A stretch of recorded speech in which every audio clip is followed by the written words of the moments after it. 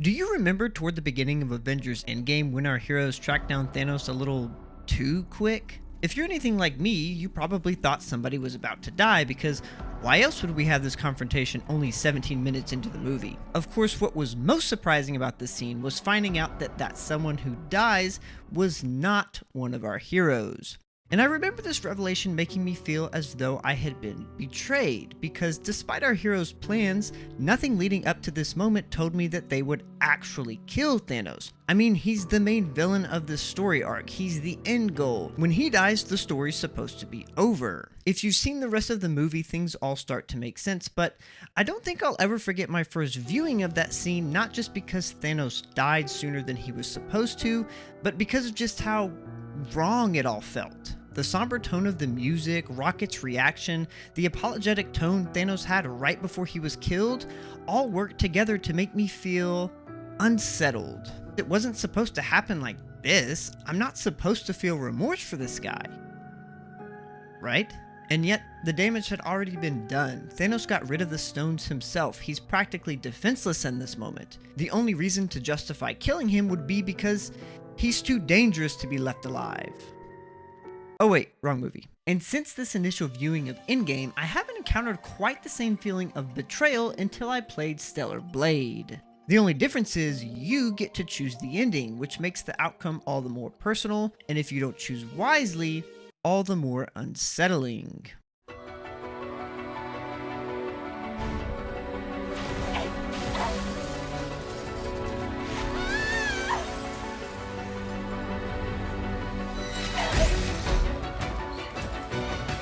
Now, the initial premise of this game is nothing special, but it gets more interesting as you go. An alien species known as the Naytibas have invaded Earth and wiped out most of humanity. As a result, a god named Mother Sphere has sent a special group of Andro-Ados, or androids called airborne squad members, to Earth in an effort to reclaim it. And in order to eliminate this threat once and for all, our main protagonist Eve needs to kill what's called the Alpha Naytibas so that she can retrieve their cores, which are needed to gain access to and kill the Elder Naytiba, who is the source of them all. Toward the beginning of Eve's journey, we meet Adam, who rescued us from one of the Alpha Naytibas that killed our friend Taki. Because he's a human and native to Earth, he becomes our guide throughout the game if we help him locate hypercells to help power the city of Zion.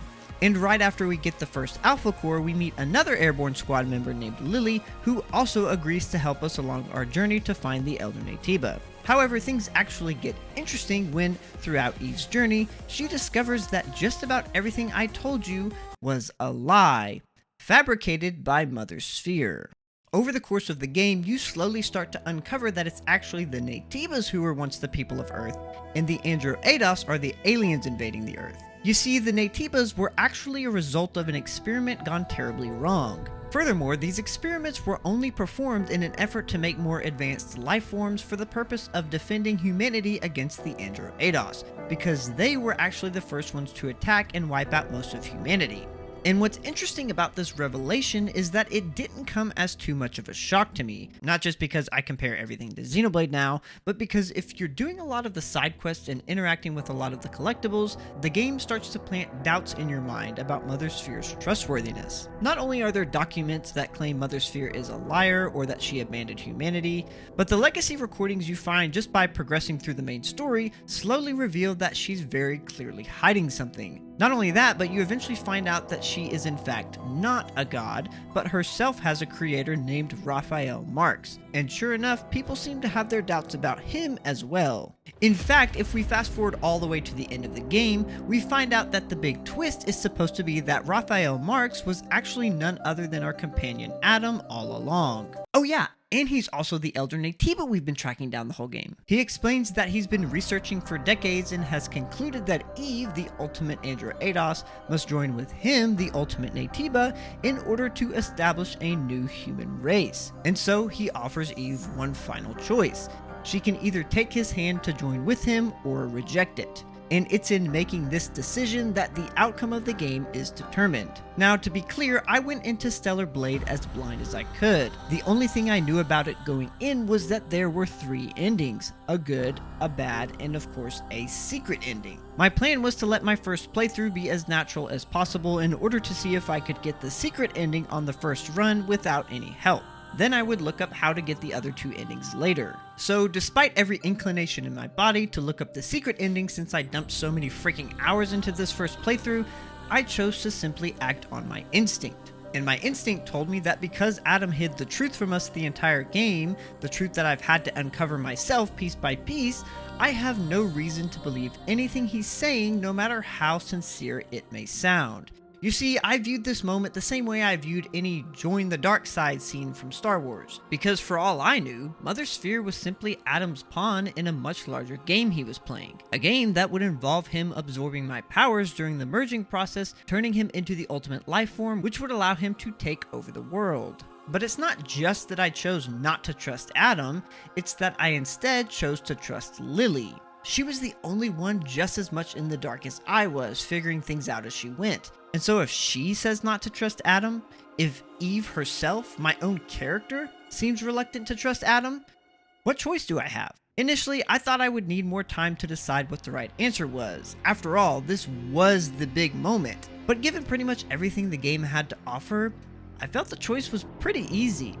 I rejected Adam's hand. And so, it was finally time to bring this fool to justice, this liar, this Sephiroth looking ass. But as soon as I started fighting him, I noticed something was off. He didn't seem to be doing much fighting back at all. It's almost as if he was letting me cut right through him. And when he spoke, he sounded almost sad. We're like mirrors to each other. Going on this way can only bring darkness. Did I make the wrong decision? Was I the monster for attacking him? No. He's trying to gain my sympathy so that I let my guard down. I just need to get to the second phase, then we'll see who's the monster. Ironically enough, he does turn into a monster. He says it himself, yet still with what sounds like sorrow in his voice. It didn't matter though. I made the right choice. I mean, this was the fight I was looking for because even though I had my doubts, this screamed a true final fight. Plus, when I get to the end of the fight, I'm sure Adam will surrender and then we can take out Mother Sphere to get... Okay. You know what? It's fine. In fact, he was probably too dangerous to be left alive. After the fight, we're finally greeted by Mother Sphere, who seems pleased, but also slightly disappointed at Eve's decision to kill Adam, which struck me as odd. Not only that, but she just teleports back to the colony with no real explanation whatsoever. Wait, so they're just gonna let her go? Were Eve and Lily simply just willing to justify all she had done? No, that can't be it. We must be setting the stage for the real final boss fight that'll be even more epic than our fight with Adam, the secret boss fight. Sure enough, when we finally arrive to join up with the colony, Lily gives a very grim response as we are greeted with an artificial globe of sorts that we assume Mother Sphere created to encase the Earth in. And then, the credits roll. And it was at this moment that things finally set in, and as a result, my heart sank into my stomach. I had chosen the worst ending possible. I killed a man who was truly sorry for what he did. I allowed the Andro Eidos to fully take over the Earth and potentially wipe out the rest of humanity. And it's because of this revelation that, just like with Avengers Endgame, I felt I had been betrayed. I felt like all the information I gained in the game fooled me into making the decision to kill Adam. In fact, the first thing I did was retrace my steps. Where did I go wrong? Did I misunderstand something? How on earth did I screw this up? I'm sure that's what most of you are asking me right now. Did you miss the whole Adam and Eve reference from the Bible here? Did you not realize that because the Naytibas are actually the good guys, Adam must also be a good guy? And to that I say, yeah, maybe I overthought things a bit. But what's funny is it kind of worked out, because in choosing the wrong answer by mistake the first time, I was only more motivated to get the other two endings as quick as I could. And so I did. I went after the good ending next, which is titled Cost of Lost Memories, where it turns out merging with Adam did feel like a better outcome, since it appeared he was telling the truth after all. However, the boss fight didn't feel final, for lack of a better term. It lacked the epicness that fighting Adam's final form did. Plus, Lily dies in the end. Why does she die? How is this the good ending?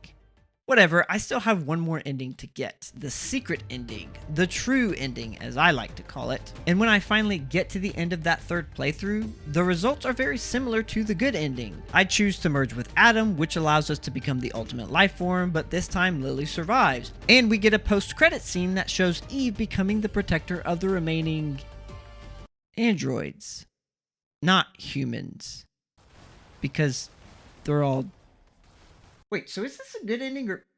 What? My first playthrough was the good ending? Wait, hold up. Then why did I read... I'm so confused! The more I looked into this, the more I realized that there's a lot of discourse about the endings in this game. Go figure. Though IGN's interpretation seems to be the most widely accepted answer, only God knows why, there's still quite a bit of discussion about which ending is the good and which is the bad. But it doesn't stop there. People are also arguing about which ending is canon. And what's interesting is that nowhere does the game itself indicate anything about one ending being good, bad, or secret. Sure, you can make inferences based on the titles of the endings, but as far as I can tell, all this nonsense is just made up. Unless I just didn't do enough research, the closest thing I could find to an official answer to which ending was the correct ending was in a random interview that Gamer Braves had with Stellar Blade directors. And in this interview, they state that while the lead director Kim Hyung-tae initially intended for the official ending to be where humanity is replaced by a completely new civilization, he no longer believes this. Instead, he believes that every ending has value and is right in its own way. And of course, developers refusing to establish a canon ending to a game with multiple endings isn't unheard of. Silent Hill 2 developers have seemingly left its canon ending up to the player's interpretation. Toby Fox did the same with Undertale, and even the very developer Stellar Blade took heavy inspiration from Yoko Taro, seems hesitant to state an official canon ending to NieR Automata. However, similar to this statement from Mr. Yoko Taro, what I found interesting about Mr. Kim was not so much what he didn't say about Stellar Blade's official ending, but what he did say. It's not about one ending being more correct than the others, it's about the player's choice. And what makes this statement so intriguing to me is that we as humans usually view things the opposite way. A lot of times we're obsessed with the outcome of a situation. I mean, I think I've done a pretty good job at showing you how obsessed I was with the outcome of Stellar Blade along with the rest of the internet. And in most cases in our lives, this is a normal human function. I mean, you're not going to try to pet an opossum that's showing its fangs because you know that if you do, you'll regret it. Unless you're just trying to give him some ice cream. The reason I hid my Game Boy under the covers at night when I heard my mom come around the corner to make sure I was asleep was because I knew that if I didn't, I'd be grounded. This is called common sense, and while it's certainly not a flower that grows in everyone's garden, being able to predict the outcome of our actions is vital to our survival. However, this becomes a problem when we become more concerned about an outcome than we are the choice we make to get that outcome. And this is something that I feel is illustrated very well in Star Wars Knights of the Old Republic 2. When visiting a planet called Nar Shaddaa in this game, you come across a couple of refugees who ask you for money. You can either choose to give them 5 credits, which is essentially worthless in this game, or you can tell them to get lost. I chose to give them credits because it felt like the right thing to do, and of course the game is designed to make that option the most enticing. Because when you do, one of your party members, Kreia, chimes in to tell you what a foolish decision that was. That's weird. She claimed that by giving this man money, I'd only put him in harm's way because others will look to take what's valuable from him. Sure enough, as the man you just gave 5 credits to walks away, he gets beaten and robbed of all his credits. And this isn't the only time she does this. Anytime you choose to help someone, she always advises against it because she claims that in helping the weak, you're not allowing them to become stronger through facing trials of their own. The quote that best sums up this sentiment is, "Be careful of charity and kindness, lest you do more harm with open hands them with a clenched fist. And while the concept of helping others by letting them help themselves certainly has merit, it's only taking the outcome into consideration. I mean, there are so many ways to help others without them becoming dependent on you. What if instead of just giving the man money, you help him find a job? Or you find someone who has the resources to help him get back on his feet until he can support himself? Or hell, I could just take the money back from the thugs. I mean, this is an RPG. I'm like level 10 or something. Let me go beat the shit. And while finding a workaround isn't the point of this moral dilemma, I feel it's crucial in responding to a one-sided approach like this. We cannot let fear of what may happen based on our actions solely dictate those actions. When Anakin Skywalker chooses to join the dark side in Revenge of the Sith, he does it based off of the fear that his wife will die if he doesn't. And ironically, that choice is the very thing that leads to her death. And I think that may be the best parallel I can draw to my first run of Stellar Blade. I made a choice based off of the fear that Adam would become this terrible monster and take over the world. And it was my choice not to trust him that not only ended in his death, but allowed the Andro Eidos to take over the world anyway. But what's interesting is that when you really think about it, neither of the other two endings really changed that outcome. The Andro Eidos complete their mission either way, the Elder Naytiba goes bye-bye either way, and Mother Sphere still wins either way. The only real difference is whether or not a bit of human DNA resides in Eve. And while, let's be honest, most of us agree that's the most desirable outcome, who's to say the events of the game won't repeat itself with the new humans? What if humanity becoming completely extinct is what's best for the world, for the Andro Eidos to live in peace? Or what if the outcome where Lily dies was actually better for everyone because it caused Eve to get mad enough to kill Mother Sphere and end her tyranny? What if... I think you see my point. There are far too many variables in a given outcome that we simply cannot control. We have to be okay with the fact that sometimes we're going to make a decision that will lead to an outcome we don't like. Just because a reactor exploded in Corel doesn't make Barrett from Final Fantasy VII any less of a hero for suggesting it be built. He simply thought it would give everyone a better life. Just because you give your dog a piece of human food you didn't know they were allergic to doesn't make you a terrible person. Alright, that was a stupid example, but I couldn't think of anything else. I think what's important in these types of situations isn't so much the outcome or even the choices we make, but the morals in which we choose to stand by when we make those choices. Look, I don't know if Mr. Kim was trying to suggest that our actions are more important than the outcome. It may not be that deep. But the way I see it, Stellar Blade can help us understand that even though we cannot ever hope to control every outcome from our decisions, we can control our own actions. And when there doesn't seem to be a right option to choose, we have to learn to be okay with the fact that we don't have all the answers and we never will. All we can do in situations where the outcome seems grim is seek out the good that comes from it. Because no matter what happens in life, there's always a brighter side to things. Sometimes, you just gotta look for it. Thanks for watching.